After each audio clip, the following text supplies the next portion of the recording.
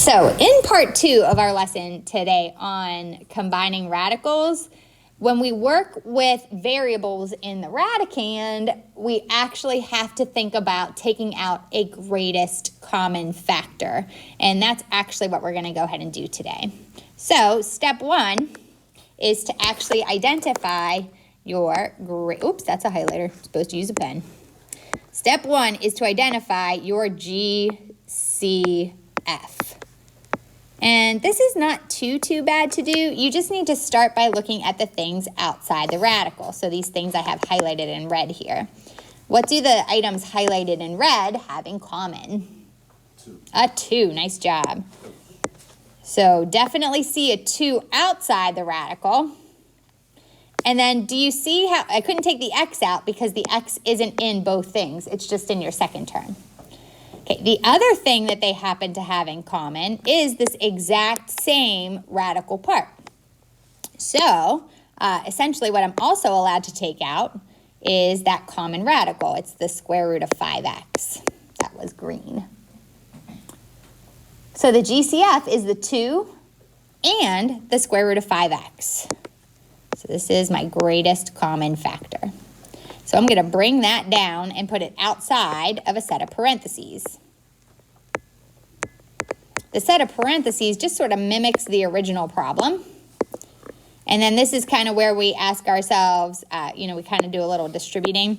We ask ourselves 2 root 5x times what gets you 2 root 5x? 1. Yeah, you got to multiply by 1 to get itself back out. And then you bring down your plus. And you just kind of ask yourself, what's missing? 2 root 5x times what gets us 2x root 5x?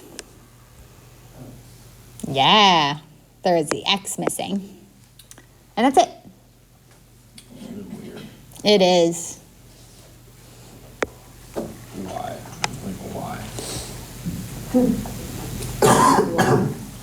So the goal is to produce something that's logically equivalent to the original problem. Just rewriting it in a different way. It's a math skill.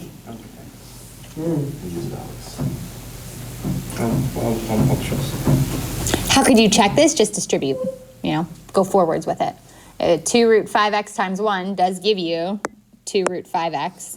And then 2 root 5x times x gives you 2x root 5x. Remember when you write your radical, it's always like the rational part and then the radical part. All right, let's do it again. Okay, this time around, again, we can't subtract because they're not the same radical part. So step 1, we're going to simplify. So we're going to go ahead and simplify using our cool tricks that we used earlier on in the week. I'm going to break the square root of 12x cubed down into the square root of 12 and the square root of x cubed. Square root of 12. Any takers on that guy?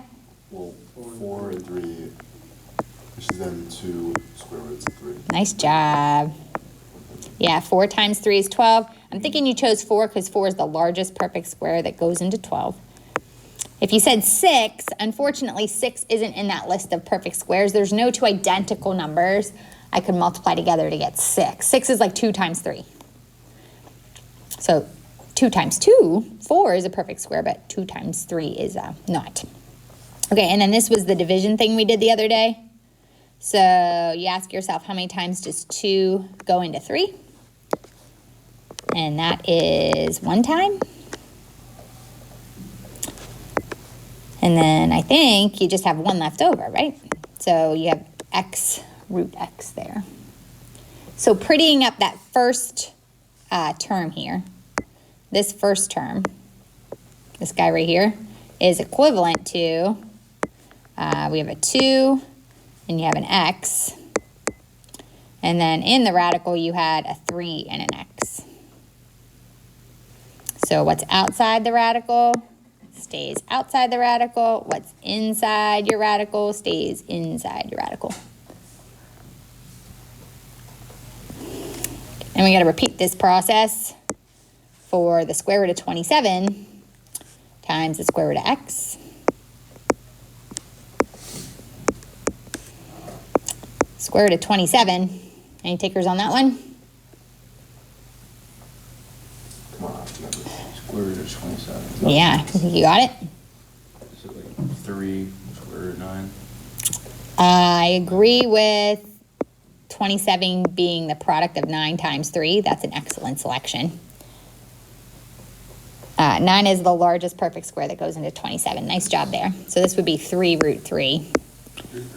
And then the square root of x, I can't do anything there. So if I bring down the minus sign in the problem, and then the square root of 27x ends up being 3, because that's the only thing outside the radical.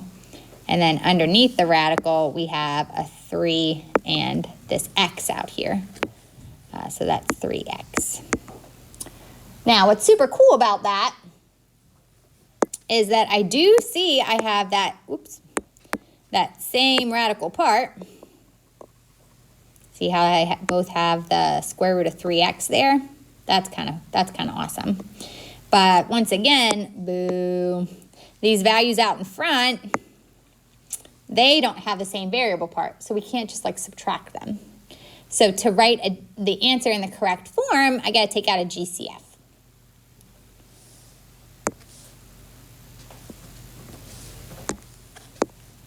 Anybody know what these two terms have in common?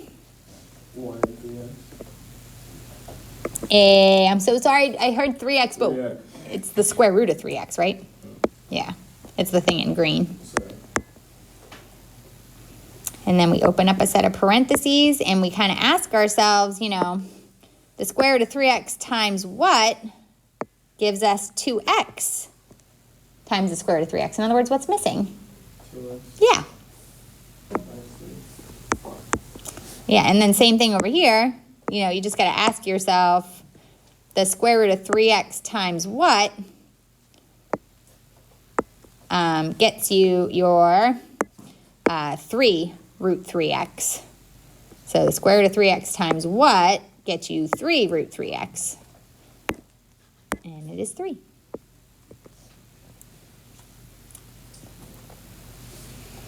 So that's our groovy answer right there. Groovy.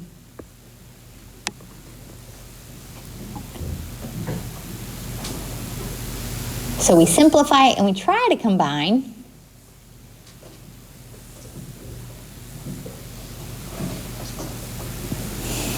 But both of these first cases don't simplify.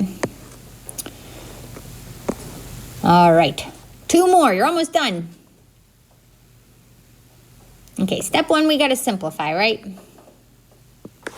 So I'm going to bring down my 4, and then the square root of 2x to the 5th breaks down to be the square root of 2 times the square root of x to the 5th. And the only thing that's going to simplify there is the square root of x to the 5th, because you can't simplify the square root of 2. So my 4 and my root 2 come down, and then I ask myself, how many times does 2 go into 5? Twice. It is. I said 3. Alex, do you know how many are left over? Yeah. And then, you know, of course, we'd pretty that up a little bit. Multiplication's commutative, so I would put the 4 and the x squared together, and then the square root of 2x together. Bring down my minus sign. And then I got to simplify the square root of 50x, which simplifies to be the square root of 50, or breaks apart, I should say. And then the square root of x. This time around, the square root of x, can't do anything with that. Oh, but you can simplify the square root of 50. So that's just 25 times 2. So that's 5 root 2 there. And you got your square root of x. So this guy is going to be 5 square roots of 2x.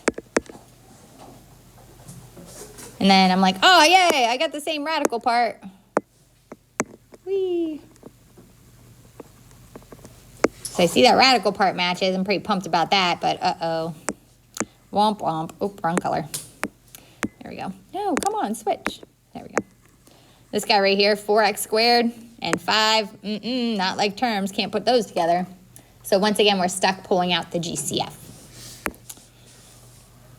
you see what they have in common? 2x squared. Square root of 2x, yeah. So I'll pull the square root of 2x out. And then I just ask myself, the square root of 2x times what gets you 4x squared times the square root of 2x. In other words, like, what's missing? And it's just that 4x squared part. Bring down my minus. And then I got to ask myself, the square root of 2x times what gets you 5 times the square root of 2x? And you can kind of see what's missing there. It's just your 5.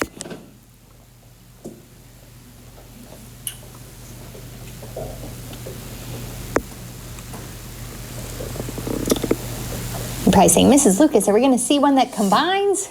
Yes, that is my last example of the day.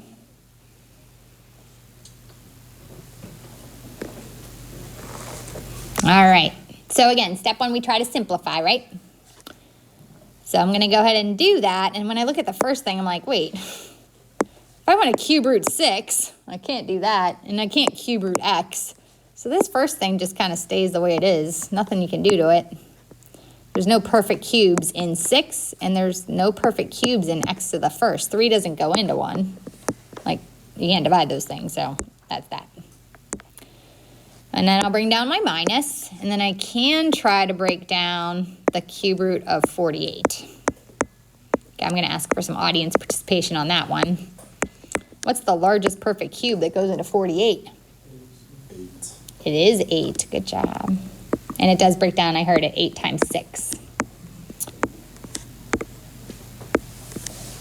So the cube root of 48 is 2 cube roots of 6. And then we have the cube root of x. We can actually simplify that term to then just be 2 cube roots of 6x. Then bring down the rest of your problem.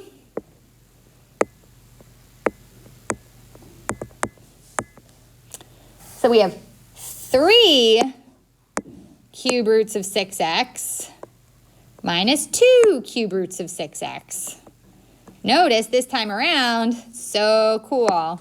My 3 and my 2, like, you can put 3 and 2 together. Those are like terms. We're minusing. That's not a word. We're subtracting. I fall for that all the time. My inner yinzer just like leaks right out every once in a while. Sorry, kids. But yeah, we can combine those. We can subtract those. So 3 cube roots of 6 minus 2 cube roots of 6, based on yesterday's lesson, should be what? Do you remember? Like 3. 3 cube roots of 6 minus 2 cube roots of 6. Cube root 6. Because it's just... Yeah, because 3 minus 2 is just 1. So 3 minus 2 is 1. So 1 came from just combining the 3 minus 2. And then the variable part, you know, when we combine like terms, that just comes along for the ride. So the cube root of 6x is just the variable part when you combine your like terms. So that just came from the green part there. You don't have to do anything to that. Just when we add or subtract with like terms, the radical part just comes along. Like you're in your homework last night. If you had, you know, 10 square roots of 15 minus 2 square roots of 15, it's 8 square roots of 15. Just combine like terms. And that is the case, you know, where it actually worked out. We were actually able to combine at the very end. So sometimes you can simplify and combine. Sometimes you actually just pull out a GCF. And that's our lesson for today. Yeah, that's it. I'm going to torture you for too long. You do have 2 independent practices to go ahead and take care of. Yeah, and then I'll show you the answers to these in just a moment. Alrighty there, people. You want to take a second and check your IP for me real fast? Yeah, you can check my Your IP, baby. Dang, yeah. You can pull the 3 out of that last one. I kind of like it. I do too. It's very like fall-like. All right, so we got square root of x. And then Jesse did us the wonderful favor of noticing 6 and 9 are divisible by 3. So I could pull a 3 out. Oops, wrong color. These are actually really easy. They're fun to think about. Almost like crap. I agree. And then we would do 2x squared 3. That's even better as an answer. Nicely done, thank you. And I gotta give you some candy, friend.